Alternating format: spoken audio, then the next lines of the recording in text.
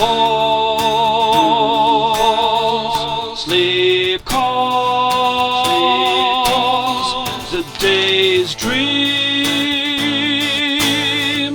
carried on its silver beam. Day rolls, sun glows, waves grow, dreams are blown across the foam. Moon falls, sleep calls, the day's dreams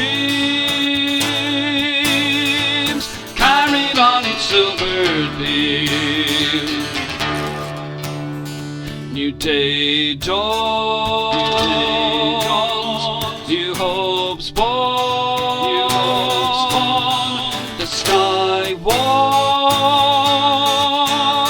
to make the best of every day. Moon falls, sleep calls, the day's dreams carried on its silver beam.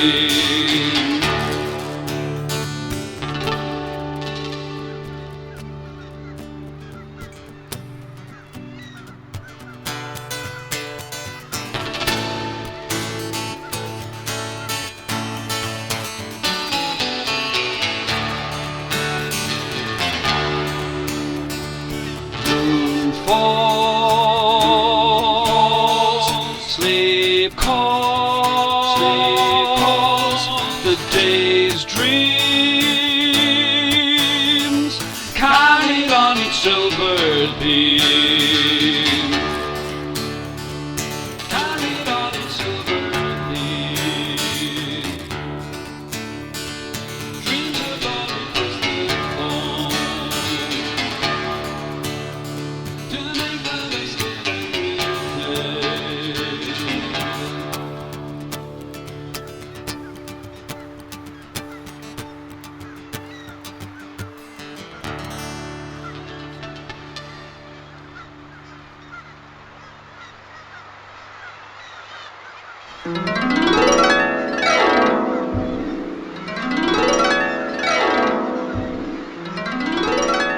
She had heard all of the tales and had seen them herself, and she told herself that she was not curious and did not need to go there, but still they fascinated her with their unfelt attraction. These stairs, slippery and wet, were there for all of the mermaids to see. The stories all told of how once they had been ascended, you could never swim again with your family. She laughed at the thought. Never swim again? That's impossible.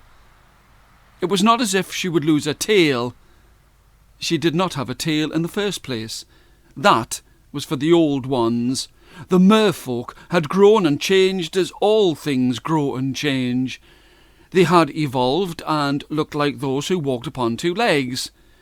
The young generations, for as long as anyone could remember, had hair upon their heads and not thick, slimy seaweed. And anyway, she continued, how can walking up some steps stop me from swimming with my family? There was derision in her voice and a curl upon her lip as these words cascaded above the rush of the waves. She had been here by the edge of the wave-crashed pebbled shore so many times. As a child, they had whispered half-forgotten rumours in the shadow of the stairs of those who had left the safety of the sea. Their fear-filled words would boom and take on meaning as they each embellished the few facts that had become story. It is true. It's as true as my great-granny's tale, I swear it. Those who travel out into the air will get a taste for food from plates. How they had all giggled and laughed when they heard these words. How they splashed each other and pushed and jostled. They jostled each other towards the steps at the thought of sitting down. at a table. "It's true," another one would say. "It's as true as my great-great-granny's beard. I swear it.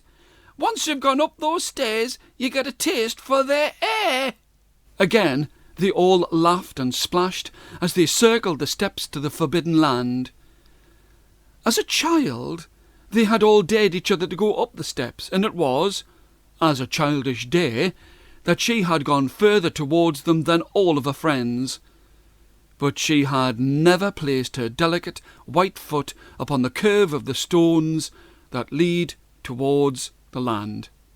But now, all these years later, she knew, they all knew, the name that they called those that had walked up the stairs, and its sound upon the wind brought a shiver to her back and made her stare down at the sea at her waist, as she was, without thinking, wading closer to the steps.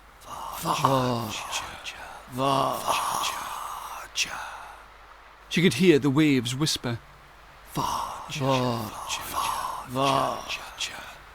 and still she went towards the steps.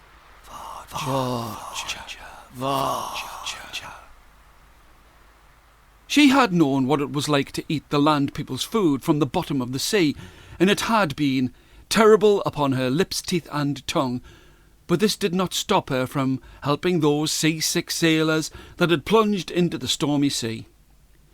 She would carry them upon her back and lay them down upon the shore so that the sea did not take them.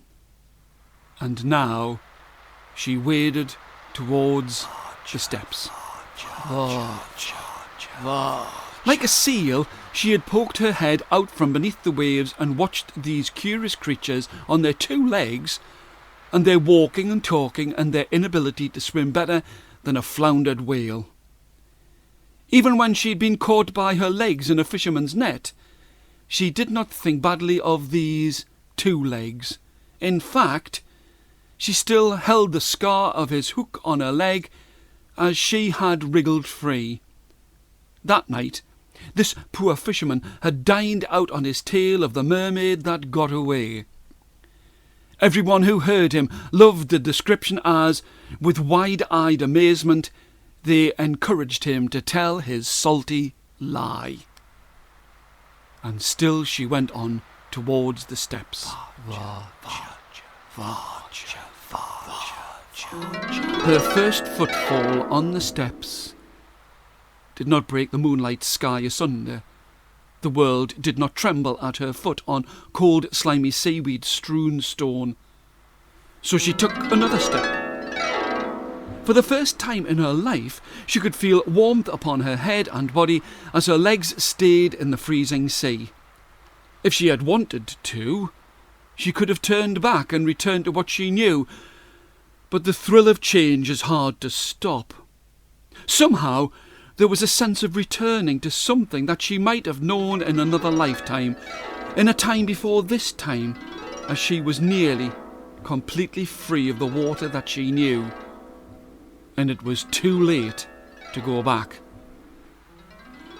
If anyone had looked, they would have seen the glow of her pale skin by the moonlight's cloud-pocked flickering light, but they were all too busy making their way to sit at table with their families. In a dream, she walked up the shore and travelled to the town and sat for the first time in her life, by the side of a candle-lit table of a beachside tavern. The waiter made strange noises that sounded like the growl and bark of a muted dog, but she could tell by the way that he pointed and moved that she was expected to sit and eat, as he pointed at iron rods and round stones lying flat upon the table. Again he growled and yelped at her, and pointed at the fish upon the plate. He pushed the knife and fork towards her. Not knowing what to do with them, she dug her fingers into the food and pushed it into her mouth. It was hot as her body out in the air, and she screamed. Running, jumping, bolting for the comfort of the sea, she plunged beneath the waves.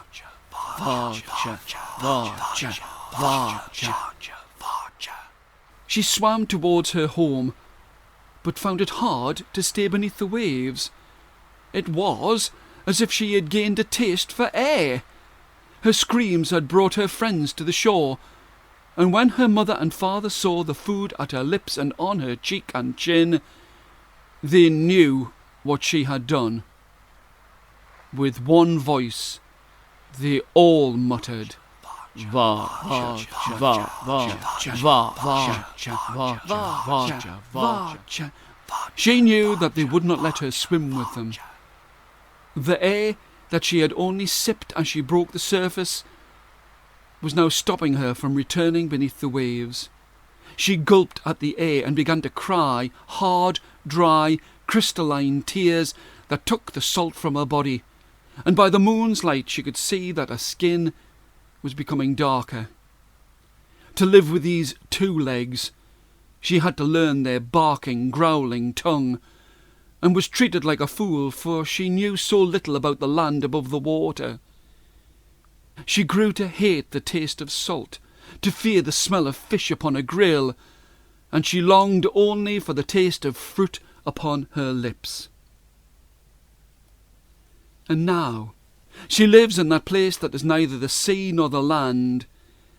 If those who have eyes would look, they would see her by the side of the boats that bring strangers and lovers to the islands that are pebble-shored, the huge ferries that take those who wish to stay.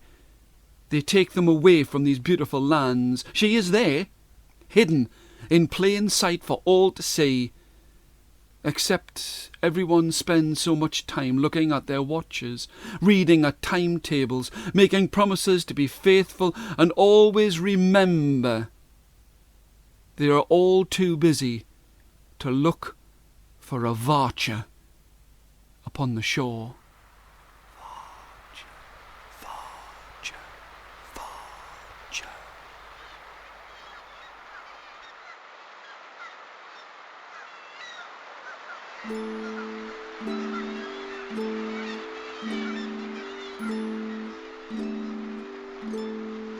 This girl was a princess. She lived in a beautiful house that her father the king had made. It was an old house. It was an old house that was built with love and affection by her father when he had a lot of money. But that was in the past. They did not have money now. He had spent so much on the house and lost so much helping others that they did not have a single coin to rub against another. Her mother, the queen, was sitting on the spring evening by the side of the sea, feeling the soft breeze upon her skin and listening to the waves crashing against the yellow golden rocks, and she sighed. The princess looked up from the game that she was playing. "Mother, why do you sigh so loud and long?" She was concerned. She was always concerned about the way that her mother sighed and sang to the night at sunset. "Do not fret, my dear." The queen's voice was sweet in the air.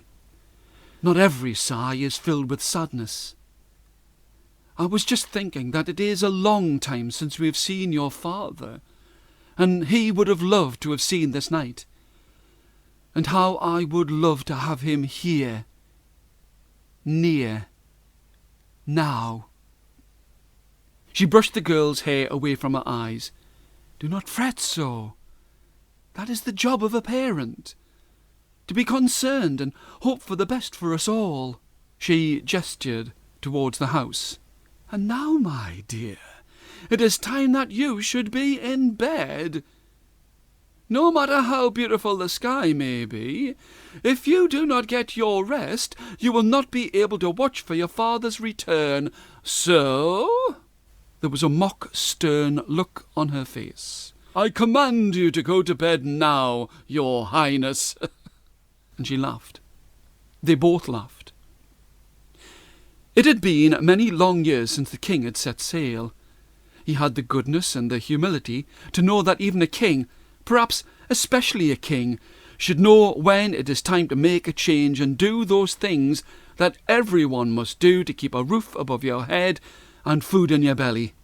He had taken to the sea, and it had not been easy.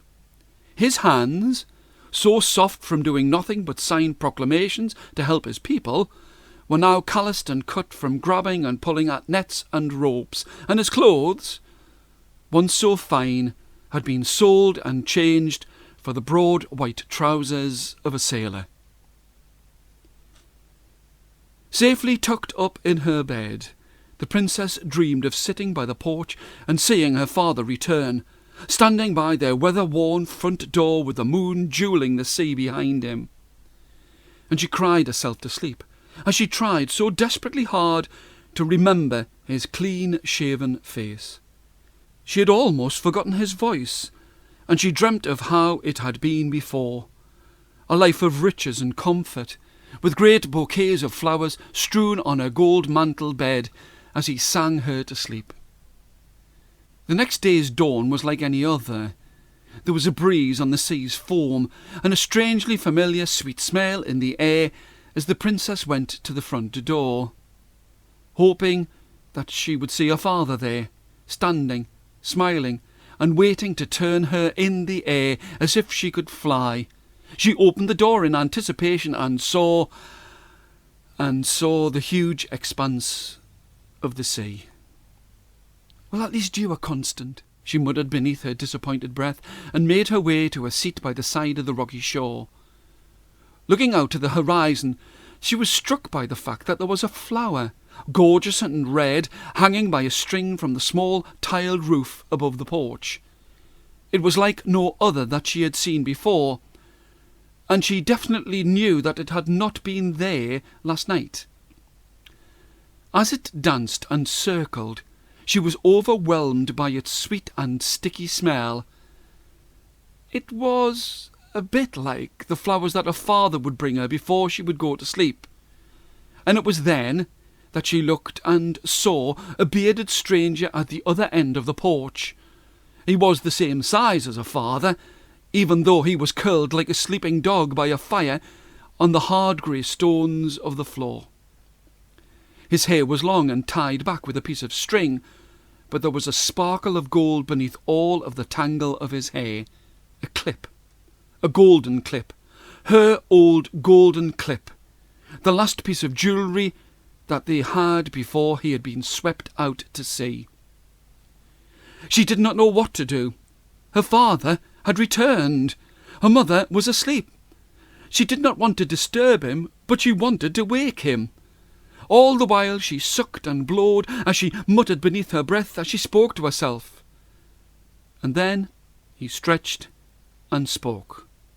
"My darling dear, I do not remember my daughter sounding just like a train upon a track.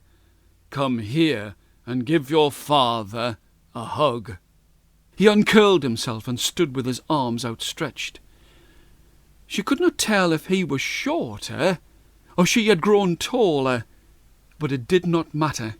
He had returned.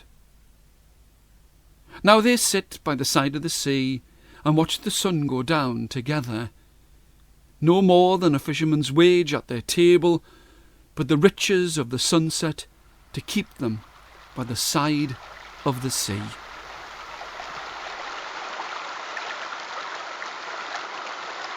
The princess lived in a castle the shape of a mushroom. She was a good, kind girl, and was always jumping and running and swimming. The castle was by the side of a narrow waterfall. The waterfall was vast and tall, and it seemed to stretch right up to the sky. This princess was the best at swimming in all of the countryside that belonged to her father and mother, the king and queen. This girl would always do things to help other people, but they didn't always want to be helped. This was why she went and spent some time by herself in the water, swimming and splashing and thinking of new ways to help people. When she swam, she used her strong arms and body, and she would try to swim up the stream and even try to swim to the top of the waterfall. But I know that you know this. But no one is that strong. To swim to the top of a waterfall, that's just impossible. When she was in the water, she forgot about just how ungrateful everyone was. She didn't think about the way that they muttered behind her back, but she could still hear the way that they didn't like the way that she was too kind, too helpful, and that she should stay in a castle where she belonged and let people enjoy their own miserable lives. The princess had always stayed close to the muddy edge of the river. She had always stayed in front of the waterfall as it fell and crashed and stirred the river water like a huge witch's cauldron, bubbling and boiling on a crackling fire. But one summer's day, as she tried to swim up the waterfall, she tripped and stumbled, fell and faltered into a cave that was behind the crashing water. As her eyes got used to the dark, she could see that there was something or someone on the other side of the cave. A something that was so small, a someone that had a hard shell upon its back. It was a small green creature with a round hard shell upon its back and an even smaller bottle in its hand. There was a thin-lipped smile upon its lips as it spoke. "I watched you struggle to get to the top of my waterfall. I have seen the things that you have done for other people, and..." Here it paused to take a breath. "And I have something for you." She could not take her eyes from off the bottle in its hand. "I have here," it took another breath, "I have here a bottle, a vial of water that has come from the top of the waterfall. It has never fallen to the bottom of the river. It has always been at the top, and..." It looked very serious indeed. "And if you were to drink it, you might just be able to swim to the top of the waterfall." She thought that this would be a wonderful thing, to be able to swim upstream like some headstrong fish that defies the crashing waves and water, and she did not hesitate for a second. She just stopped herself from grabbing the bottle. She did not want to seem ungrateful, but this was a chance for her to fulfill all of her dreams and hopes of flying through the water, and she reached and curtsied as she drank. She could see this creature give her a knowing wink and an encouraging wave of its hand, as if to get her to drink more quickly. At first it tasted like river water. Then there was a taste that was as sweet as a country morning. Then there was a taste of the salt of the sea, and as she wiped her lips the creature was gone. But she was so excited that she could not stop herself from diving in the water and starting to swim. She did not need to struggle through the waves. She could pull herself through the water as if she had fins and a tail. It was only as she took one last deep breath that she started to rise up the waterfall as if it were a golden staircase flecked with silver. She was moving up towards the top of the waterfall. She could feel the smile on her own lips and the joy in her heart as she rose higher and higher, and the saltiness in her mouth was almost unbearable, but it didn't matter. She and the water were one. She was the queen of the waterfall, and she could not wait to tell her mother, her father, everyone, the world. Running through the water, with her hair still wet, she stopped people in the crowded market square about what she could do. "I can swim up waterfalls. I am like a fish. I have met a creature that has given me this wonderful gift. I can swim better than anyone. You must come and see." It was only as she reached the other side of the square that she realised that no one cared about what she could do. They had downturned eyes and a resentful look on their faces. "So what? Who cares? How is that going to make our lives any better? How will that put food in our bellies?" She stopped running, and all she could see was a mass of hatred and resentment. No one would come to watch her swim. She would swim to the top of the waterfall and feel no pride or joy at what she could do. She had received the gift that she had always wanted, but she could not share it with the people of the town.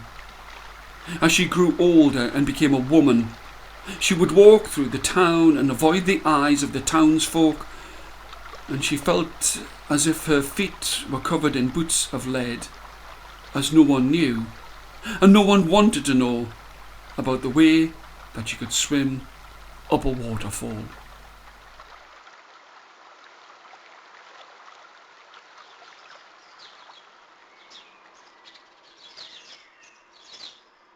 All day long this woman would make beautiful clothes from animals' wool that she had found hanging on the rusty wire of the fences by her farm. She was always clean but always hungry, as she sat and carded and wove the wool into the best coloured cloth that you could imagine. She would have liked to have had food in her stomach, and as she made her clothes, her tears would fall onto the cloth and make it even softer to the touch. In the town, she could see people eating rich food in fancy restaurants, and she would hide in a tall tree by the side of the bushes and imagine that she was eating with them. As they raised a golden spoon to their mouths, she would sit and pretend to eat just like them. It is always uncomfortable to sit in a tree, and the poor cloth maker had to wriggle from side to side to find a place to make herself comfortable and warm, and as she moved, her hand brushed against the last fruit of the year. It was a pear, round and green and shaped like a teardrop, and she put it into her pocket as she watched the food being eaten in the cafe. All the while she thought that she could eat the pear another time. Right here, right now, she wanted to pretend that she was eating rich food. There was a proud old woman who, for an instant on this cold autumn day, stopped her eating and saw the poor woman hiding in the trees. She put down her spoon and stamped and walked out into the town square and stood at the base of the tree. She looked up at the farmer woman and demanded, "Come down here from that tree at once. I've seen you before, watching us from the tree. How dare you?" The poor woman was so shocked that she climbed down and stood with her head bowed before this woman. The rich woman spoke again. "I've seen you before, and—" She stopped as she touched the cloth of her dress. "What gorgeous material! What beautiful cloth! And what's this?" She had dislodged the pear from out of her pocket and snatched at it. "Just what is this? Stealing from the trees, are you? Give it to me." And she was just about to take a bite out of it when all of the people of the town gasped. "How can you take so much from someone who has so little? Give it back to her now. Give it back to her." The rich woman threw the pear down to the ground, and the poor cloth maker took it up and ran for all that she was worth back to her own house. As she ran, she could hear the rich woman scoff. "I wasn't really going to eat it, of course. I don't really like her cloth. I think she looks like a scarecrow." The poor woman held on to that pear, even though she was hungry, and she did not eat any of it until it was Christmas time. It was the sweetest thing that had ever passed her lips, and she could have eaten the smell of it if she could have. Of course, she did not eat the pips, the seeds, and she planted all 5 of them in a circle that went all around her house. As she put them into the ground and remembered just how sweet the pear had been, she shed a tear that fell on the good soil as she willed them to grow good and strong. What she would never have thought was the fact that the trees did grow, and they grew so strong and tall and flowered in summer and gave fruit in winter. People would travel for miles around to come and see such a miracle of pears in winter. Pears that would grow as the snow would fall, round ripe pears at Christmas time. When they would come to her house, they would see the dresses that she had made, but even though she was poor, she would not sell them.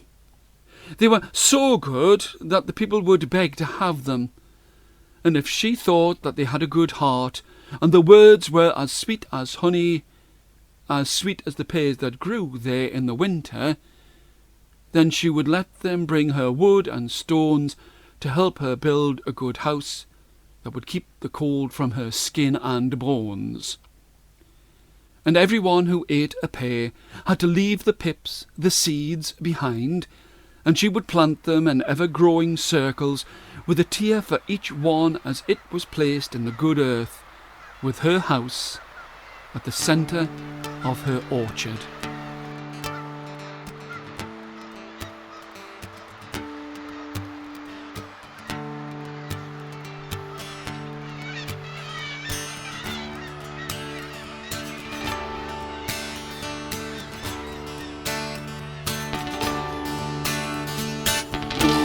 Falls,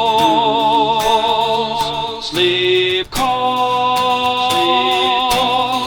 the day's dreams carried on its silver beam. Day rose, sun glows, waves grow. Across the foam, moon falls, sleep calls, the day's dreams carried on its silver beam. New day dawns, new hopes born. The sky wants to make the best of every day. Moon falls, sleep calls, the day's dreams carried on its silver beam.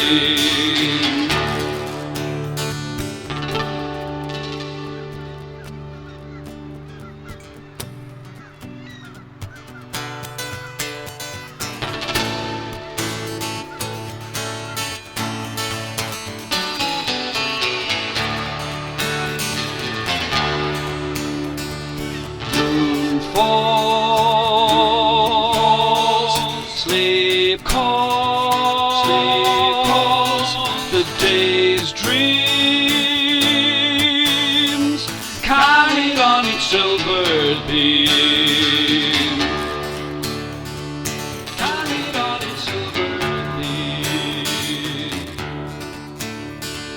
Dreams about it was the home. To make the best of every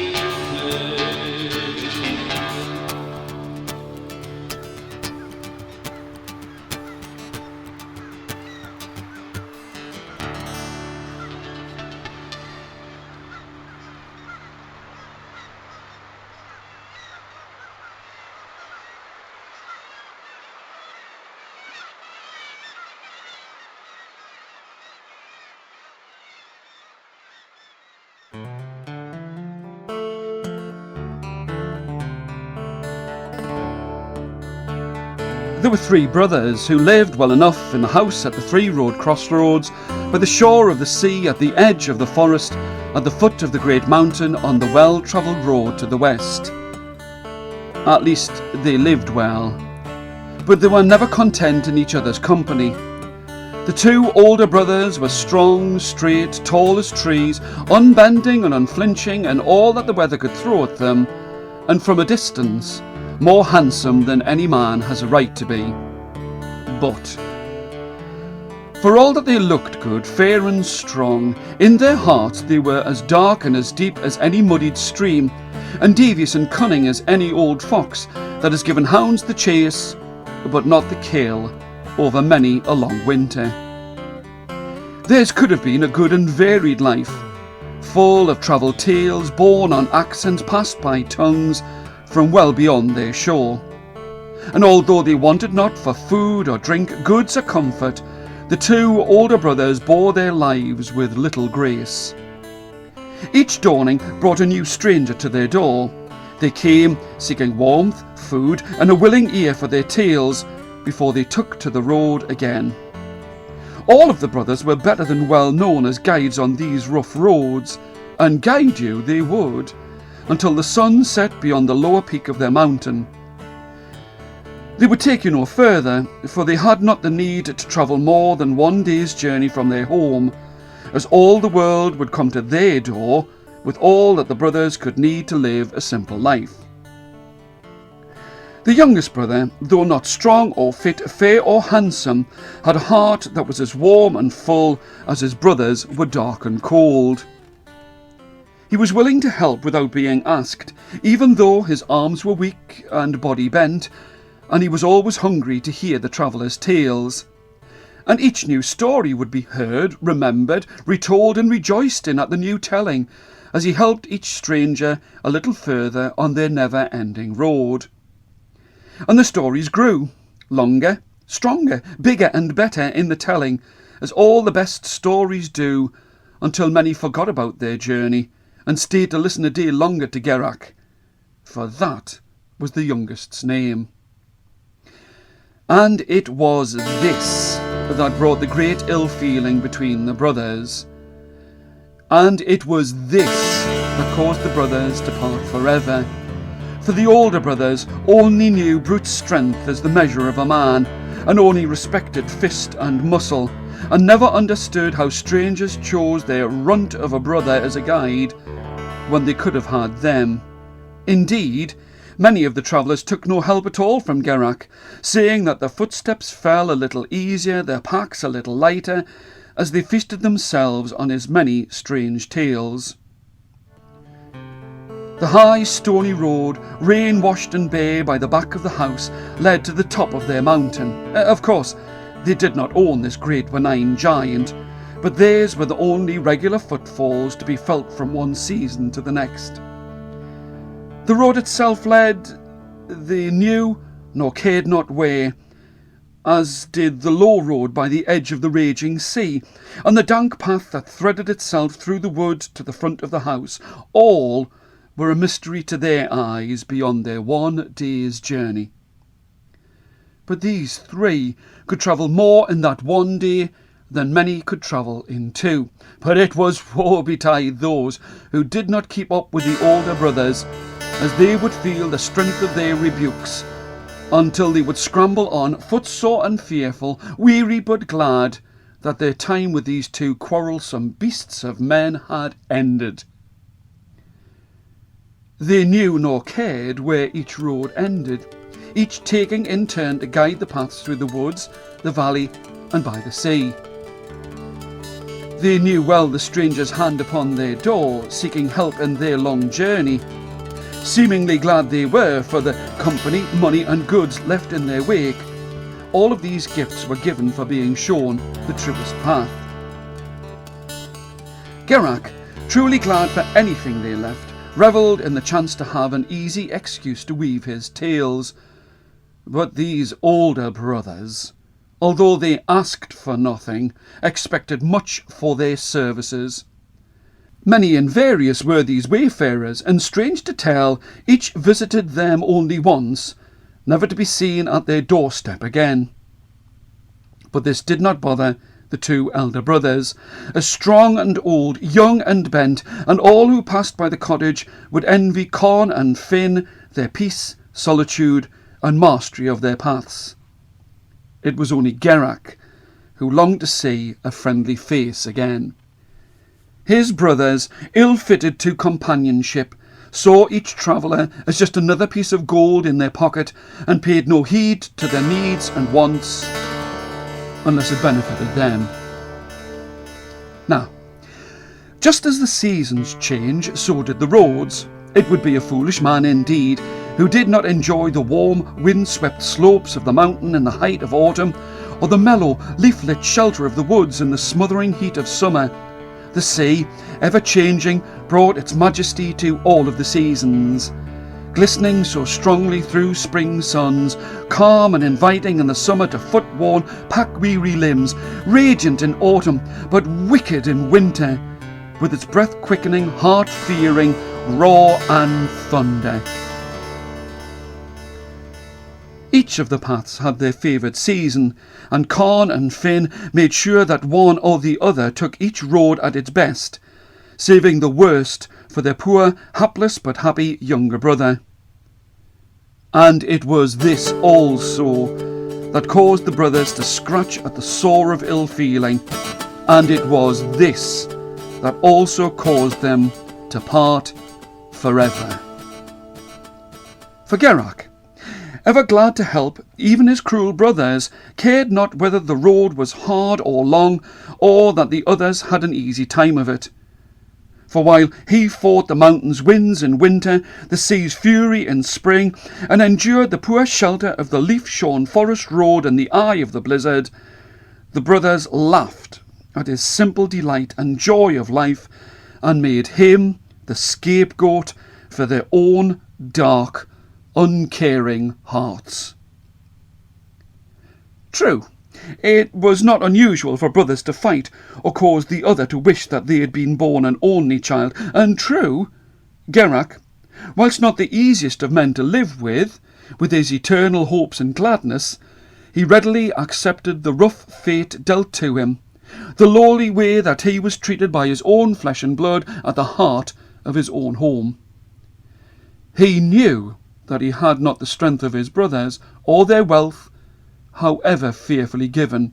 He knew that he was not their father's chosen, as he was gleefully reminded at every waking moment by his brothers. He could feel the weight of their scorn and their contempt, but through all of this, he never let them through the walled citadel of his heart, and though he remained uncared for, alone in their company, he was, by far, stronger in spirit than his brothers could even dream, for all of their bluff and blustering ways. And it happened upon one cold winter's day, and here is the start of the parting. A young girl came beating on their door. Strange enough it was that a woman should be in this lonely place, but a child, and a girl child at that, to be here and asking to be shown the lonely way to the high meadows on the far side of the mountain. It was as much as the three of them could do, but to stand there and gape. "Well," says the girl, "you going to show me the way to the top of this great beast of a mountain? Or are you going to stand there till I've grown old enough to take the three of you across my knee and give you a good tanning for being such brutes as to leave a poor stranger by your doorpost in the middle of winter?" Con was the first to speak. Face flustered, the fire of his temper getting the upper hand of his reason. "Why, you cheeky young besom, have a good mind too." And Finn held his brother back, for even he knew that here there was something not as it should be. The child never flinched, for all that the two at the door were head, body and shoulders taller than she. "Yes? You'll what? Beat me till I cry? Scalp me till I never dream of sitting again?" At this, Gerach, who was half hidden behind his brothers, roared with laughter, for these were words that were well known to him, for they had been in his mind when he was a child, but had never had the courage to come from his own lips, when he had suffered at the hands of these self-same brothers. At the time, he thought naught of it, judging it as the frightened response of any child when faced with a brutish bully, but in later years, he would remember long and hard the look in the girl's eye. Strong, never scared, cold.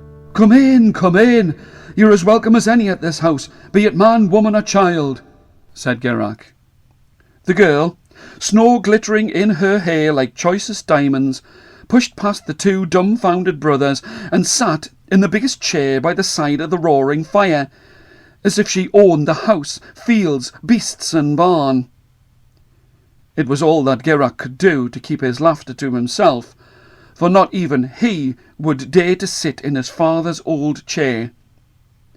Not only did Con keep the best of the roads to himself, he saw it as his birthright to have the best seat in the house, and he would fight all, kith, kin and child, if need be, to make sure that all stayed that way.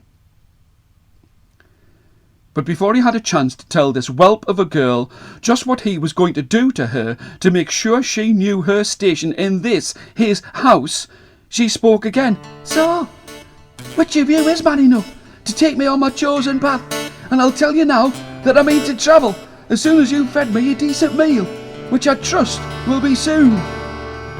All of this was said without the wit of a smile or a drop of a fear. For never, not in his wildest times, when his brothers had pushed him further than any man should have to endure with their wicked usage, would Gerach have spoken to Con so. It was all the more delicious to watch, all the better to savour, when it wasn't him who was going, or at least he thought was going, to get the rough edge of his brother's tongue and boot. For child or no child, no one had ever spoken to his brother in this way, and it was this, that no one had ever spoken to him without fear or a belly full of wine that probably struck him dumb as if he had never had 2 words of his own to rub together in the whole of his cross-tempered life. Finn, though blessed without a grain of understanding, could still sense that something was not right. Had not his brother uprooted trees to beat family for the want of a sixpence? Had not he himself enjoyed Con's temper and fists on no small number of occasions when the fancy had taken him? This child in his house, in his chair, talking in this way, was truly bile upon scorn. For all that he had not the capacity to comprehend what was going on before him, Finn too was beginning to enjoy the spectacle of his giant of a brother belittled by his own fireside by a strip of a girl. "Truly, I have stumbled upon a house of dumblings and fools," said the girl. "Is there none of you with a voice in your throat to reply to me? I want to go to the high meadows today, before I do get much older. Is there none of you great galoots going to answer me?" Con found his tongue, albeit a pitiful small voice that now came from his lips. "You heard the girl," said Con to Gerach. "Give her a meal, and take the mountain path, and you can take this." And here he cleared his throat and regained his own voice. "This wretched witch of a girl from my sight." The words were spat out in haste, like bad meat in a poor meal. This caused no small surprise with Finn and Gerach, but it was nothing compared to the astonishment that almost drowned them when the girl turned slowly and with a dark glint in her eyes and addressed Con thus. "Is it not the name of Con that is spread about as the greatest of the guides to all travellers on the high road? Is it not the name of Con that is used to strike fear in the hearts of young children when they resist the night and sleep is hard to find? Are you trying to tell me that this poor specimen of a man," and here she pointed to Gerach, "that this is the great Con?" Her finger was still pointed arrow sharp towards Gerach, her eyes still fixed, unblinking, on Con's. Not a sound was heard. It was as if all in the company were waiting for something unspeakable, terrible to happen. "No, I am he," said Con. Gerach heaved a sigh of relief as the child's hand lowered. For all that he was used to being talked of in this way to his face, this time it was all the more hurtful, coming from an innocent's lips. "Then you shall be my guide, and I will eat now before we travel. Be ready, for I will not have any further delay." For once, the eldest brother did not protest. In fact, it was a beaten and broken man, head bowed, sat in an unfamiliar chair, who was cowed before this child. Little did his 2 younger brothers know, as they fed the girl, an uneasy silence heavy upon the air, that this would be the last time that they would see their brother. And here is a strange thing. Meal was made enough for all, but the child demanded more than all of the brothers put together, and she ate as no man 10 times her size would eat. And still she held out her bowl for more. More was made, and still more was eaten, until there was not a mouthful or crumb of food left in pan, platter, shelf or cupboard in the house. The meal finished without a word being spoken, only questioning, fearful looks passing between the two younger brothers as they served to her huge hunger. The eldest, gazing, seemingly eyeless, was lost to them forever. She stood, readied herself, and signalled Con to the door as you would call a dog to heel. She stopped in the open doorway, her fingers upon the handle, her hair once again bejewelled by snow. Reaching, without looking, into the folds of her snow-wet coat, she pulled out an old wooden plate, saying, "Listen well. Be generous in spirit to all who pass this way. Give them as they ask, feed them as they want, and you will have riches and food enough for the rest of your days."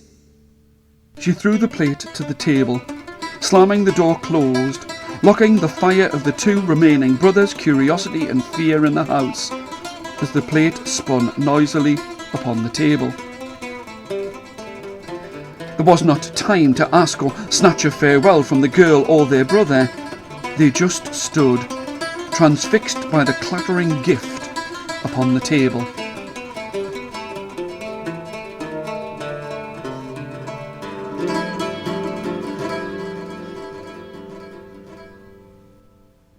Outside, Con and the girl trudged out and onward, the girl leading the way to the top of the mountain. Curious indeed that the girl had come in search of a guide and yet seemingly knew the way already. The only noise that cut through the roar of the wind was the crackle of snow beneath Con's boot. The girl moved without a sound and left not a mark upon the path. All of this would have caused him to mightily question this strange child, or could even have struck fear through to his bones, for he had never had to follow anyone in his life, not even as a child. But he moved, as if in a daze, each footstep grudgingly followed footstep, upward at the girl's unstopping heel. It was not until they were in the meadow by the far peak of the mountain that Con, as if waking from a dream, called to the girl to stop. "Enough! Enough! How did it come to be in this place?" His speech was still like those who have been newly awakened. His breath came in deep gulps, sharp, clear, cutting to the very centre of his body, blurring his sight in its steamy clouds.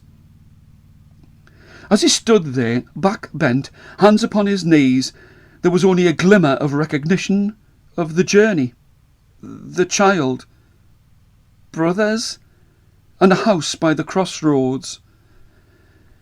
It was all the more confusing that this child stood before him, with not a bead of sweat upon her brow, and he, doubled at the effort, heart beating through his chest, was like an old crone, spent and without the will to continue. "Well, Con, here is our party. Here is our party." The voice sounded as if it came from the far side of the valley, shrouded in echo, distant but clear. "And I give you a choice. You can return to your home if you go back upon my footsteps on the path through the valley. Or you can make a new road of your own choosing. And you could find riches and pleasure aplenty if you are wise enough to turn your back upon your old ways and seek the help of others upon your road. All of this was said in an ever fainter voice, until Con stood in this field of snow, alone and unsure of anything but his name. He looked at the ground and saw only his own footprints in the snow, but they became harder to see as the flurries of snow covered the whole of the mountain. Even in this confusing, unfamiliar place, he knew that it would be unwise to strike back up the mountainside to head into the storm, as his legs had not the strength to climb and could barely manage to keep him upright. So, walking and stumbling as if in a half-remembered dream, Con set off on a road of his own making down the far side of the mountain, never to return to his own home again. In the years that followed, little known to him, he did almost touch upon his own valley many times during his life of wandering, but only by chance, and never to regain his old ways.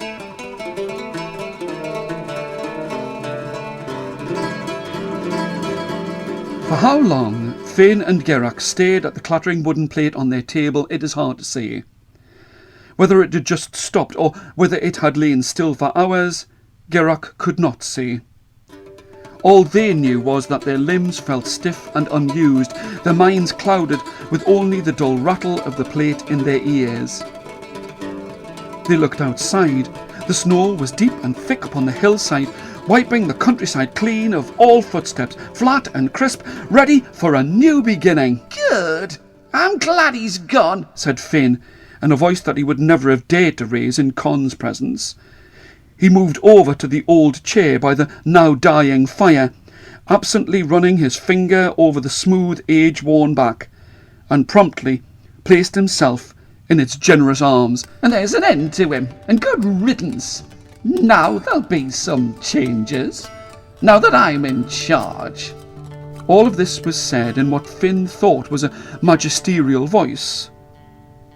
But if the truth be known, under Gerach's sad gaze, he looked like a king of fools, pompous and inflated with his own importance, like some drunken braggart telling the world how to run its business, when he has not the wit or intelligence to run his own life well, which, unfortunately for Finn, was just as it had always been.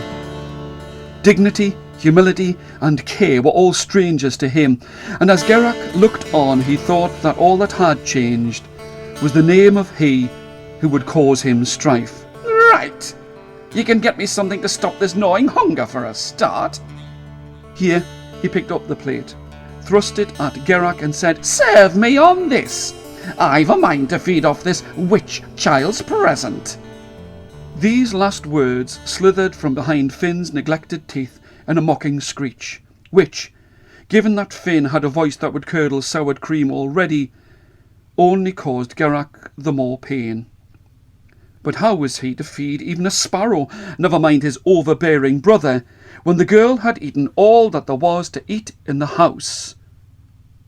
And then a knock came, loud and strong, insistent and clear as a crack of thunder.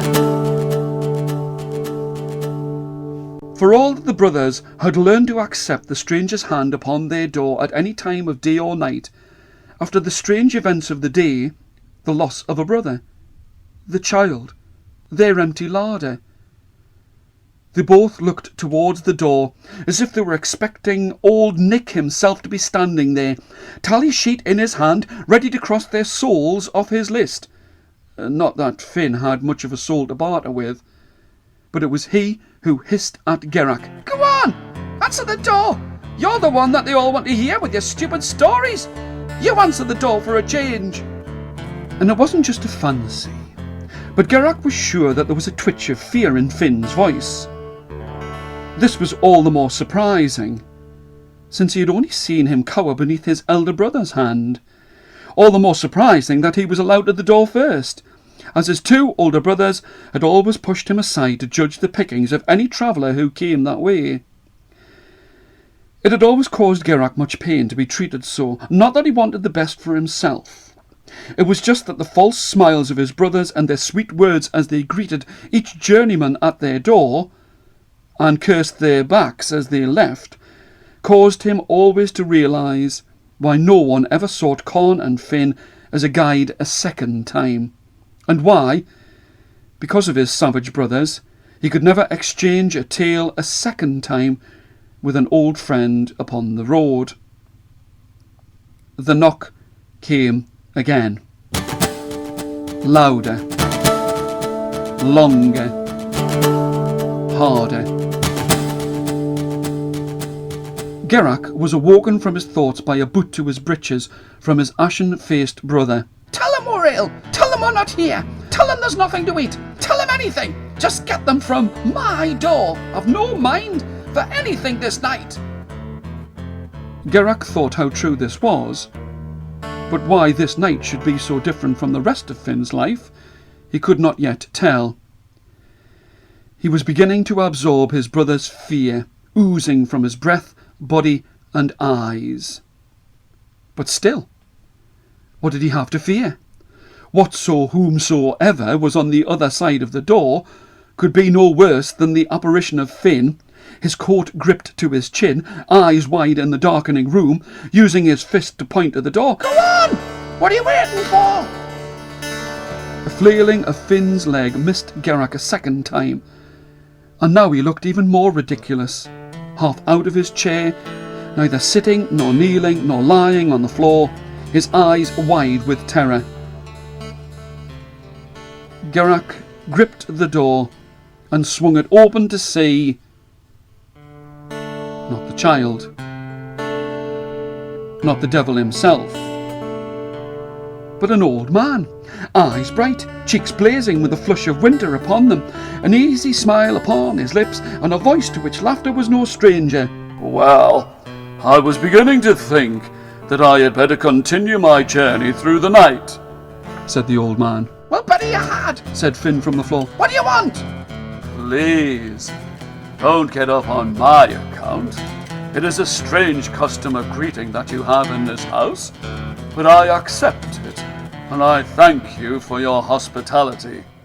All of this was said with a puckish grin that nearly pushed the lines of age away from his features, and it could be seen in this half-light that this was a man who had been the envy of many. He smiled to Gerach and nodded over his shoulder towards the door. There, by the opened doorway, were his burdens and baggage. No more, no less, than any other, but it was as much as Gerach could do to drag them out of the ravening cold and into the house. And you must be Gerach, said the old man. You're the teller of tales. I have waited long for this meeting, and I will hear your stories this long night. Finn let out a malodorous guffaw of disapproval. Not another one of these simple-minded buffoons who gain delight in your stories, fit only for babes and simpletons. Gerach could not be truly sure, but he would have sworn on a church made of Bibles that the old man winked at him, an impish grin resting on his lips. Again, he could feel dangerous laughter rising in his body, but he knew full well that to laugh now would only bring a tongue-lashing upon his ears from Finn, who unfortunately was in full-throated voice. Anyway, we've nothing to give you, you old fool. You can't fill your belly with stories, and your throat will stay dry for the want of a drink in this house. The last stranger who came across our threshold ate all that we had, so we've nothing to offer you. So you might as well get yourself on the road and be gone. Finn, you do me a disservice.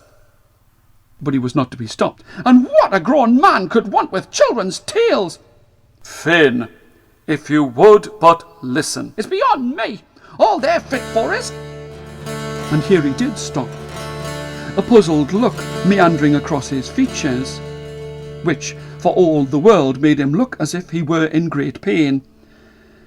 And judging by his face so contorted, an intelligent thought would surely die of loneliness in Finn's mind for the want of a companion. How did you come by my name, old man? I have not spoken it. My half-wit of a brother. Truly scorn indeed, thought Gerach, to be called a half-wit by this fool. My half-wit of a brother has uttered ne'er a word since you came into my house. Tell me, and tell me now, how you came to know my name. Well, Finn. And the silence could be cut with a knife. In the act of repeating his name, the old man was so obviously draining every last drop of curiosity from this audience of two. Just as Gerach is known as the teller of tales, the name of Finn is the substance of stories throughout these lands and beyond. Finn noticeably sat up and preened himself, as if gazing longingly into the depths of a mirror. Oh, really? He said. Tell me more of these stories, as I think I could listen to these.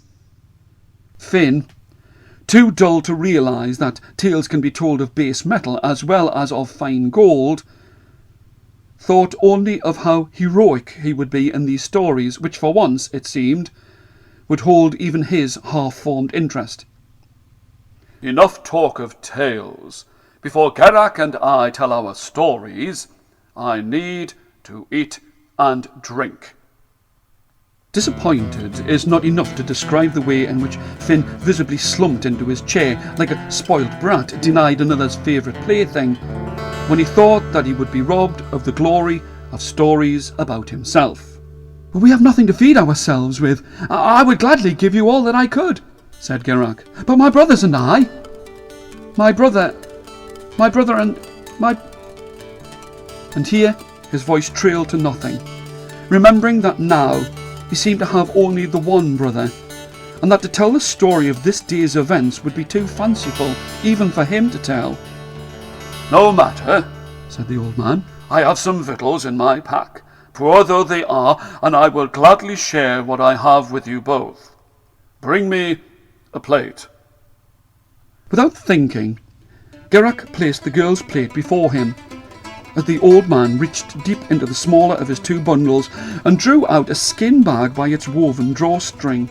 From it, he placed some dried meat, some fruit, a crustless loaf the size of a fist, and a leather bottle, and laid them all upon the plate. With a knife produced from under the folds of his cuff, he began to divide what was there into 4. The old man made sure, time and again, by cutting and moving the food, that all 4 of the portions were equal in size and in content. Then one portion was placed on each of their plates. The 4th remained upon the wooden plate. And it was in the distraction of watching him divide and redivide the food that, of a sudden, without them seeing how, they each had a huge meal before them, and still there was a small portion left upon the girl's plate. And yet it was not such a great-sized bag which had been produced to give them all that they needed for this meal. Finn was struggling with the arithmetic of it all. 1 small bag, 3 plates, 4 portions, and now all of this food. The old man looked at Gerach, as if challenging him to ask how this wonder had come about. Gerach stared. A sea of questions rushed through his head. Did the old man know the child? Was this some test of his will to believe in what his eyes told him? Was the portion left upon her plate for the child's return? What about something to drink, old man? It was obvious by Finn's tone that he had given up the why of the meal and was now settled upon the how much, as was ever his custom to seek the fair lion's share. The old man, still looking at Gerach, asked for cups. 3 chipped and cracked glasses were put before him, and he carefully placed them onto the wooden plate and poured out some red wine from the leather bottle into each of them, always taking care to leave a small portion inside of the bottle yet to be stoppered. Finn's lack of wit and tact were rivalled only by his shortage of manners, as he, without the employment of knife or fork or spoon, tore and ripped the food before him with his unwashed, grime-caked fingers. Although used to his brother's mealtime rituals, in another's presence they seemed all the more horrifying, and Gerach could only give an apologetic look to the stranger in their midst and say, "You are welcome in our..." "Our?" said Finn. "I can only say," he weighed his words carefully, "I can only say that you are welcome in this house, and my brother and I thank you for your kindness and this meal." "It is true what they say about you, that you give each as they want and feed as they ask, and I ask you now to eat well." It was now Gerach's turn to look puzzled. Were these not the words that the girl had spoken already in this day? They had seemed to run through his mind over and over. How could the old man know what had been said in this house? "Is there something wrong with this meal? You do not eat." Gerach shrugged his shoulders, cast off his puzzlement, and took a piece of bread from off his plate and tasted the sweetest, softest, honeyed bread that had ever lain upon his tongue, it gave him a start. So much so that he sat upright in his chair like a leveret caught unawares at the entrance to its warren. My friend, And Gerach liked the sound of these words. my friend, what troubles you now? First you do not eat, then you take a mouthful and stop. Is the food not to your liking? It is a poor meal indeed, but I would gladly give you mine if there is something wrong. No, it's nothing, and I gladly thank you for this meal. And he continued to enjoy and explore the wonderful tastes of all of the food upon his plate. The wine was the finest he had ever drunk, for all its lowly container. This was indeed the best and strangest meal he had ever enjoyed. Not so for his brother, for all that the three had been served the same food, and had watched it being divided and given out from the same plate. This bread is stale, Said Finn, spittle dribbling down his chin. How old was the beast that this tough meat came from? The words were sprayed from his mouth, so that none in the company was spared a spit-filled spark from his exploding, malcontented speech. And this old wine! You've kept it too long, old man, but I suppose it will have to do for this one night. Give me some more wine. Gerach could only look on with great sadness at his brother, bereft of all graces as he treated this kind stranger the way that he himself knew only too well.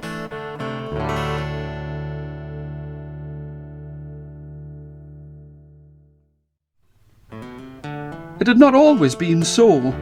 They were equal as young children, but time and allowing had worn away at any pretence of family ties, till each endured the other's presence like an unremembered scar. Gerach bore no ill will towards his brother, but Gerach was the cause, in Finn's mind, or what there was of it, for all of his scant luck.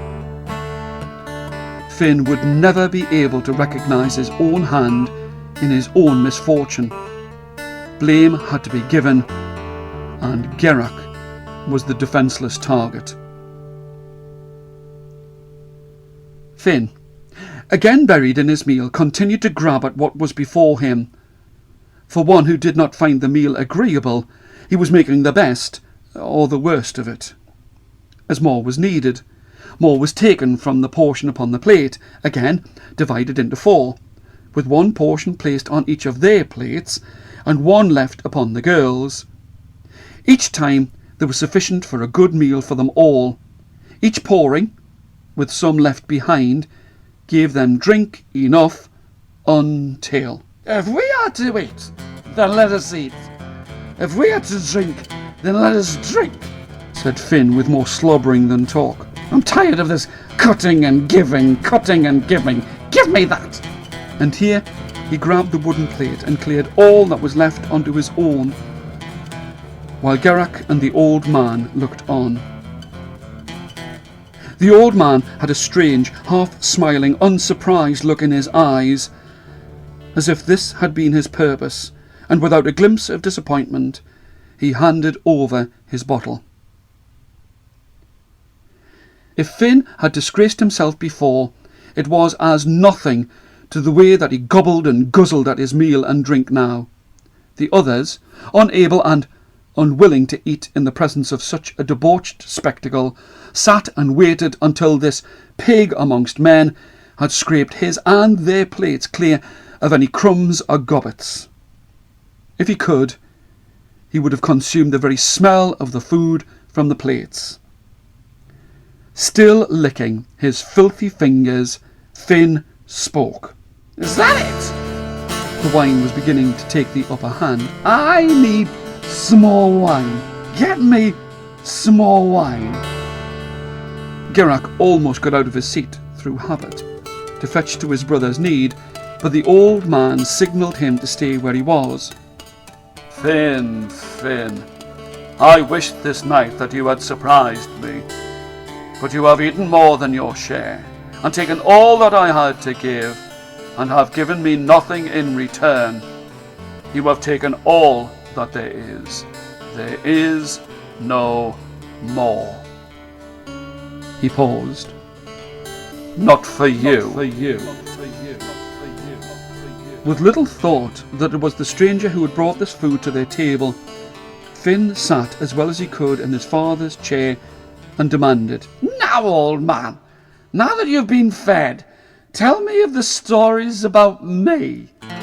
His eyes were heavy, his lips and lids, cheeks and jowls, presented him with an almost comical mask as he struggled to keep his head still and his eyes fixed on one object at a time. You have asked, so you shall get the stories you have so richly deserved for too long. The old man settled himself by the table and looked straight at this wreck of a man and began.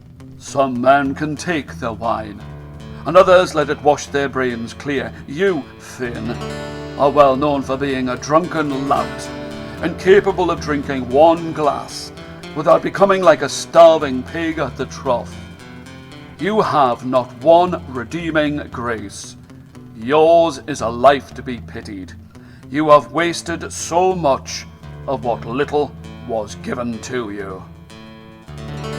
Gerach could feel his jaw slackening in wonderment, not just at the audacity of the old man tempting fate with these words, which would undoubtedly earn him a sound beating, but it was the beaming, drink-laden smile cracking Finn's face that caused him to gasp and draw his breath between his teeth. It was as if Finn were hearing himself described as a saint, good and caring, fine and noble, and the more the old man told the truth about his wasted life, the more Finn nodded his wine-heavy head in agreement. Yes, you have surely become the butt of many a story. Children are warned not to become like you, and to avoid you at all costs. Travellers dread your presence, and draw straws to venture along these paths. The loser always gains your name. Gerach felt as if he would burst if he sipped in any more breath. This last chiding seemed to give Finn unbridled pleasure. He was grinning a full, cracked-toothed grin as Gerach released all the air and contained disbelief from his lungs and body. What's the matter, brother? Can't you believe that someone at last appreciates me for what I am? I notice you have become silent, silenced in the presence of a real storyteller. The old man continued. You, Finn, are renowned as a buffoon, a bully, and a clod. Such is your fame, that your name is used to describe any fool in village and town. Your stupidity is only matched by your greed. The furious, agreeing nodding of Finn's head slowed until his face could no longer be seen. He rested his chin on his chest and open-mouthed plummeted into sleep. Slumped, immobile in the chair, he looked, if it were possible, worse than he did awake. The last remnants of his inane grin lingered on his lips, and for all that he could have been a handsome man, his manner made you wish that a first meeting was always the last. "Old man, I do not understand, for all that you said was the truth, and yet... Gerach, you are a fine storyteller. You must know that many will only listen to that which they choose to hear. I tried to warn you before I spoke that you would have been clattered and rattled by Finn had you interrupted, no matter what you had said. He chose to hear only what he wanted to hear. I thought that I was almost kind to him." And here the old man drew Gerach close to him and whispered in his ear, "You and I both know that I have but pricked the surface, and I mean to draw Finn's blood before the sun sets on another day." They both looked towards Finn, crumpled in his stupor, spit from his ever-open mouth, staining the front of his clothes. "Enough of him!" The old man slapped his hand upon the table. "It is you, friend Gerach, that I have come to hear. It is now your turn to tell me tales that will take me away from all of this." His hand swept around the room in a grand gesture, and Gerach, never needing to be asked twice, told such stories as have never been heard before. Each fantastic tale was embellished with such embroidered words that he even surprised himself. And it was many times through that long night that they both forgot themselves in the glowing depths of their stories. The tales exchanged from voice to voice, never as a race, never to better the other, but to enjoy the effect each picture spoken caused in the listening.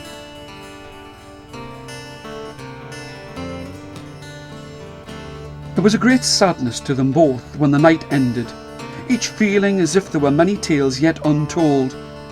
But the numbness of their faces through endless talking, laughing, chaffing and teasing bore testimony to the night well spent.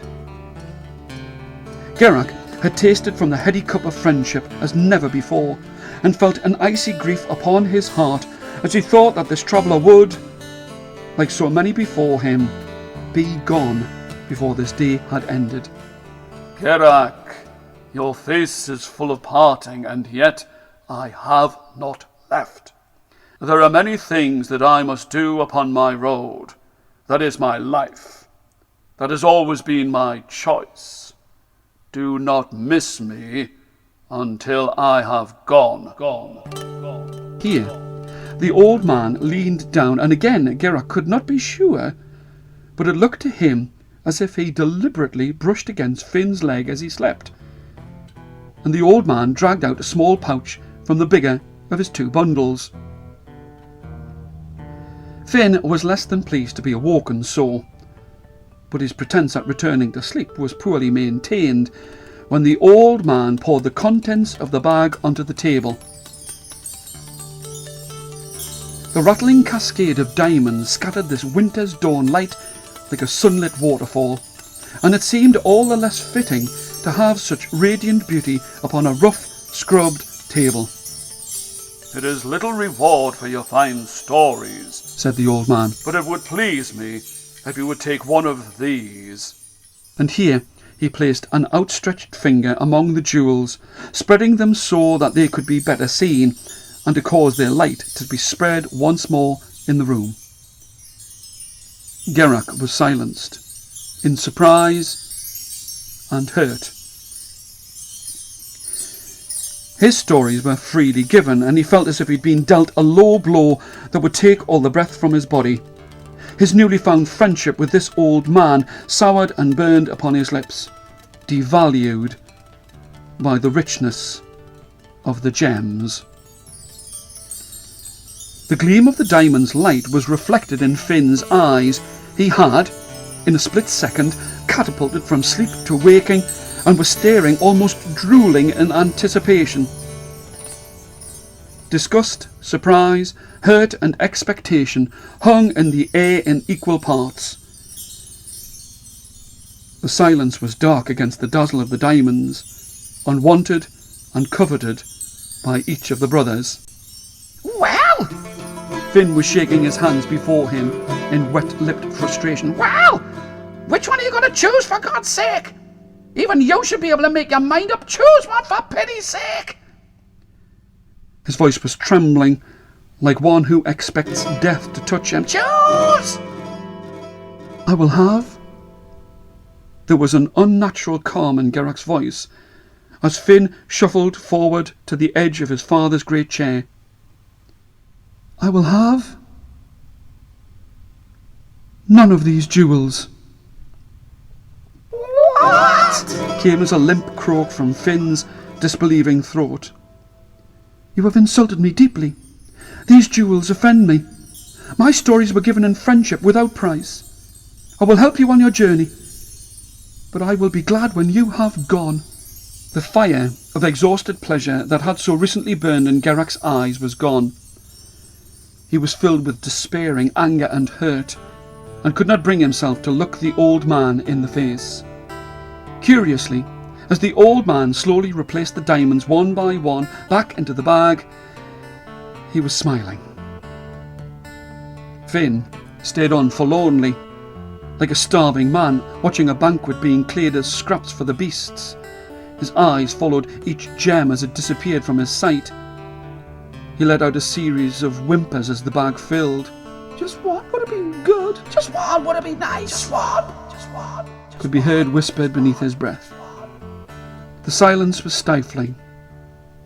As the old man prepared himself for his departing, the gems returned to the biggest bundle, his pouch to the smaller. It was never my purpose to offend you, friend Gerach.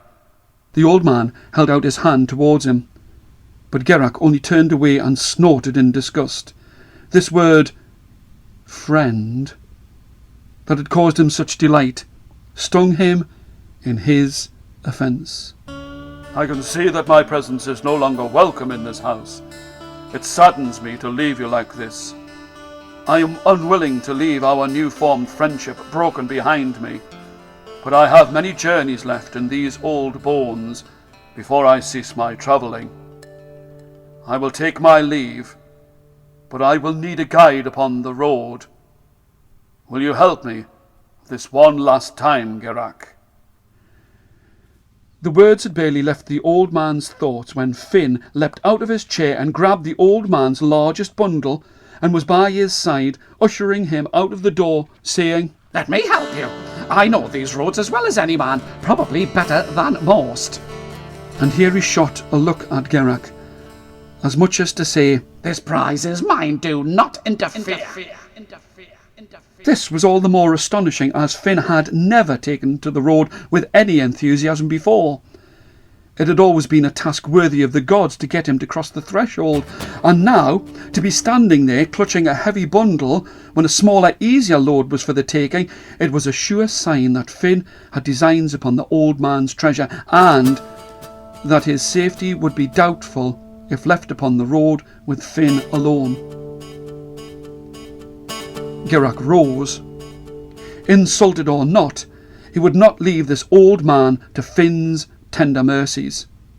He put on his coat, took the smaller bundle, and walked to the door. Where do you think you're going?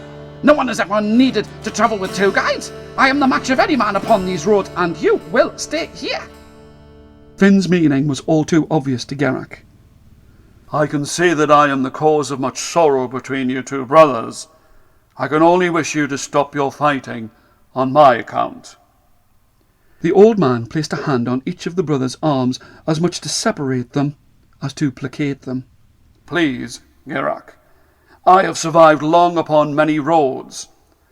I will be safe from all harm upon this road.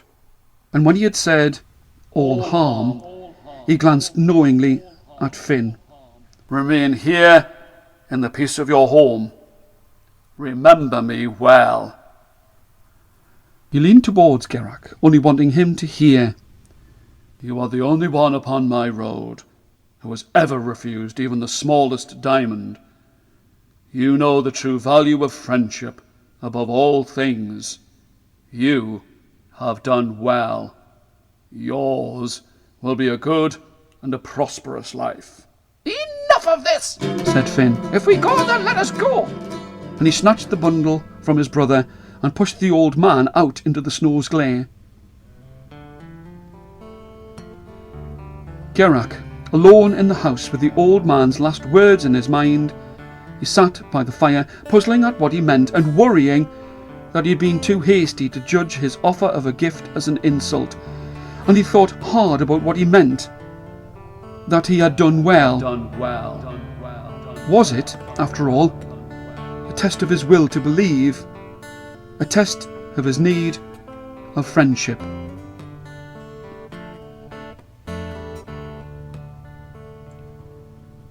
Laden down with two bundles, it was now Finn's turn to see another's heel moving away from him upon the road, and for a brief moment he felt regret for the army of poor travellers he had dragged at his heel on all of his past journeys as their guide. Old man! Bellowed Finn, for the old man was almost gone from his sight on the wooded path. Old man! You must wait for me! Or at least take one of these packs yourself. The old man stopped and waited for Finn to stand beside him. Then I will take the biggest, and I trust then that you will be able to take me the safest way upon this road. No, no. I will take the biggest, because it's not right that you should have to carry such a heavy load. These were difficult words indeed for Finn. Sincerity lay heavily upon his shoulder. I will take the biggest. And he clutched it to his shoulder as if his life depended upon it, and strode off through the trees, hoping to leave him lost in the forest, the better to take the jewels. But no matter which way he turned and scrambled, Finn could not lose this stranger. In fact, he seemed to know each shaded knoll and dell better than he himself. And it was not long before the old man, his pack swaying upon his back, left him behind again. All of this was just too easy, and it fitted well with Finn's plan. Why should I have to lose him, when the old fool has struck off on his own, and has placed himself out of sight? Finn flung the bundle to the nearest ditch, and fell upon it with a wild tearing and pulling at the tightly knotted cord. His fingernails were bruised and bloodied.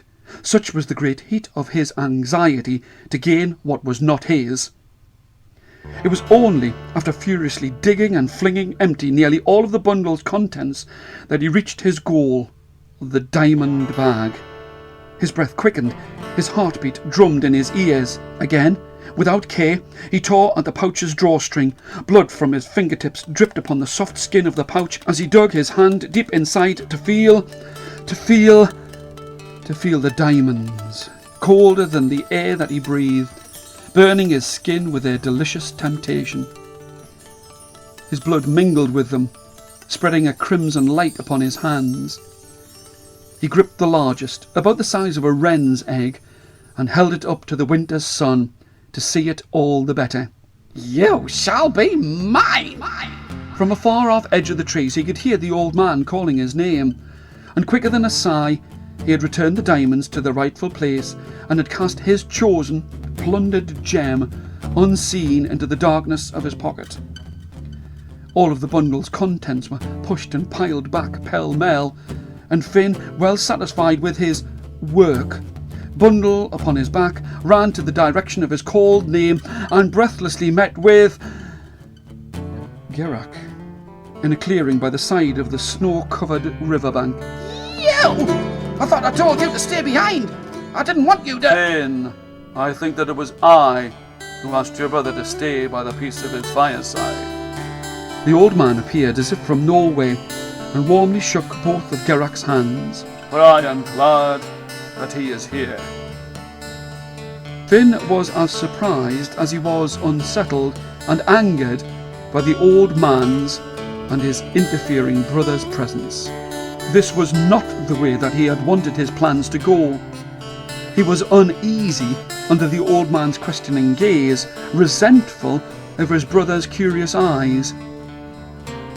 He hoped that the guilty flush now upon his cheeks would be mistaken for a mark of his exertions, as the old man and Gerach both turned to him and began. What has caused you? Why have you been? Where have you been all of this time? How did you come to be? Enough of this! Gasped Finn. I became lost.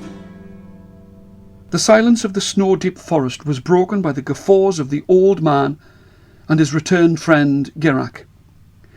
The sleeping crows added to their joyful, noisy enjoyment as they took to the air in fright, seemingly carrying the news of this great joke upon their tuneless cawing. The great boastful Finn, guide above all men, admitting to being lost. It was just too agreeable to be believed, and the more they laughed under his baleful stare, the more anger reddened his face, and the greater became their convulsions until... Enough, I say! For all that the look upon Finn's face could have told anyone that he was in no mood to be derided further, it was some time before these two before him, helpless with blurted laughter, almost blind with tears of joy, could stop themselves long enough to listen to him. You old man! You wanted a guide! More laughter rose from their lips, It was as much as they could do but to collapse against each other, shaking from head to foot with suppressed mirth. If you wish to travel through these woods, then ready yourself, ready yourself, ready yourself. These words pierced the air and echoed from the far edge of the river's rocky bank. Finn stood, feet apart, nostrils blowing jets of steam in the cold midday air, a figure to be feared and despised, viewed with regret. Once again, the old man and Gerach began to speak at the same time. I came after you to say that I am truly glad that I realise now that what you have got... I never meant to try to give you something that... The old man raised his hand to silence Gerach, for he knew that their time together would not be long. It would please me if you were to take just one stone to remember me by, not as a payment as you thought, but as a gift, as freely given as your stories. A bright, shining reminder that will always burn as bright as the light in your eyes by the fire's glow when you filled my head and heart with your wonderful tales. He reached into his bag, and for all that it had taken the might of Finn's tearing and pulling to open the bundle, his movements were small, graceful, and released the diamond's pouch without effort. Although Gerach did not notice at the time, but he thought of it often, the old man was staring into Finn's uneasy face, judging his reaction, enjoying his squirming and surprise as he emptied the blood-stained bag into the outstretched palms of Gerach. He spoke in a clear voice that sliced the air with the unmistakable edge of its cold meaning. Remember, my friend, if you wish it, all that you take can be returned, if you can find the owner, who may only be a journey away. I have always found that it is better to take what is freely given than to take that which you want without the asking. Choose well, my friend. Choose well, my friend. The choosing was not easy. All of the gems had a brilliance that could turn a man away from what he knew was right for the want of possessing them, and Gerach knew that he had no real need of jewels when he had riches enough in his life with his love of the road and the seasons. Again and again at the jewels, and chose the smallest of them all, as Finn muttered, Idiot! beneath his breath. Gerach said, I will have this one. It is more than I could ever need, and as small as the reminding I will need to have you back in my thoughts. He held it out to the old man, who smiled and said, Each of these has a story to tell, and this has been the favourite of a prince of the Indies, and he did once with this. His talking stopped, took it from Gerach, and held it close to his eyes to examine the encrusted blood surfaces. It is a pity to see such a thing of beauty stained so. Always looking to Finn, who thrust his marked hands deeper into his pockets. Let us hope that this river will wash it clean. With the diamond between his thumb and forefinger, he put it beneath the flowing river's surface. It was difficult to see the diamond at all, once it was merged with the icy water.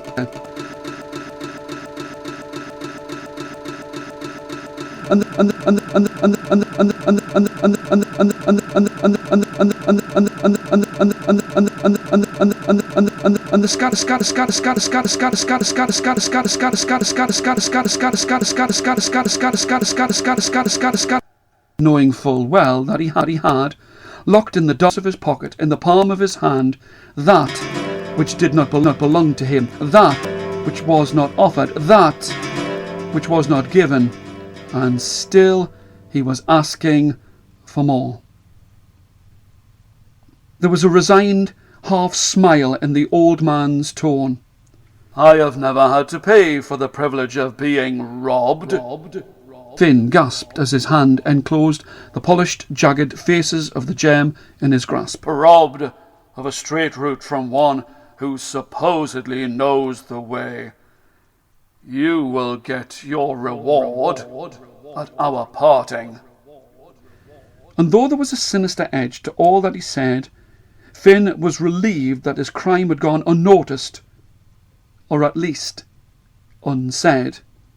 It brought a shiver to Gerach's back, which he put to the day drawing to a close and the season's chill. Although we may and might never meet again, remember me well, Gerach. We have more business upon this road before night. Lead on, Finn. I must leave this place. And Finn did lead. The old man, this time content to follow, raised his hand without a backwards glance as a sign of his goodbye. Without knowing it, they had gone, and Gerach was left by the edge of the water, again uncertain of the truth of what he had seen and done. It was only the comforting feel of the small diamond glowing in his palm in the failing light that assured him that this had not been some dream-waking illusion. Finn had a spring in his step as he travelled ahead of his charge, a spring brought about by his glee at not being caught, or so he thought. Once out of the leaf-bare woods and into the open fields by the side of the cliff tops, Finn condescended to wait for the old man to catch him up. But he was not so far away behind. He'd been following him closely, always hoping that with time his conscience and conceit would be pricked, and he would admit to the misdeed that he had committed. For the old man knew full well what had been done, but it would have had to have been an almighty long road before Finn would ever see wrong in himself. He took it as his due, his right to take what he could. Why should others have something that I can make my own? In this, as with all things in his life, he had an answer and an excuse for all of his deeds and actions. There! I have kept my side of the bargain. I have led you through to our journey's end. Now I want my reward, which I trust will be sufficient. And, old man, I warn you now that I will not be as lenient or as stupid as my dolt of a brother.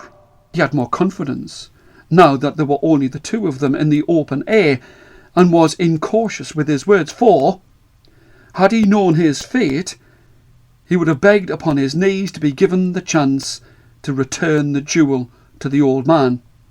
Finn, I had hoped that you could change, but you have lived so long as the cause of so much regret to so many that you cannot turn now. I can only ensure that you no longer cause grief to your brother as I set you upon your road. Give me no more of your riddles, old man. You set me upon my road. I choose where I go myself, and I will go upon my road with the biggest of the diamonds from your pack. But you have taken that already, and it rests, like your fate, in the palm of your hand. Finn was only slightly disconcerted when confronted with this truth, but so cocksure of himself was he that he pulled the jewel out and flaunted it beneath the old man's nose. Do you mean this?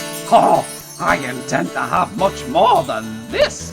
His mocking voice sounded the more shallow in this barren place. And so you shall. And here, as swift as the wind, old man lunged forward and touched his index finger upon the diamond in Finn's open palm, saying, As you have taken, so shall you keep, until you can return it to me. Return it to me. The diamond glowed blood red in the dark, crisp night, illuminating their faces, one in dread surprise, the other calm, resolved. A throat-tightening stench of charred flesh filled the cool air as Finn, as though rooted to the spot, yelled to the heavens in pain and fright as the diamond sank beneath his skin into the bone and sinews of his right hand. Like one felled by a blow from behind, he toppled to the ground as the old man removed his touch. As he lay there, screaming, writhing, blubbering like a child, his blood mixing with the snow in the moonlight as he tried to cool his injured hand, the old man calmly picked up his 2 bundles and said, "Remember, my friend, if you had wished it, all that you took could have been returned. You knew me as the owner, and now I will always be only 1 day's journey away. From henceforth, you will know that it is better to take that which is freely given than that which you want without the asking. You did not choose well, my friend. This diamond was cut from the hand of an ancient upon the road to Jericho 7 centuries before my birth. This is your reward. If you catch up with me, then you can give the gem back. Until then, it is yours. Yours. Yours. He turned his back, gone into the vast openness of the field. Although the smart from his wound was great, Finn managed to stagger to his feet to trail the old man. His right arm hung by his side, leaving a scarlet reminder in the snow of this fruitless task. But, be it weariness or be it pain, for every footstep of his, the old man took 2, until all that he could see were his impossibly light prints in the snow and a dark, unclear shadow upon the horizon. I know it's you, old man, and when I catch up with you, I'll give you more than this. He held his hand high above his head as the silvered moonlight passed straight through, casting many faceted images upon the snow. For even in his punishment, Finn was ever repentant.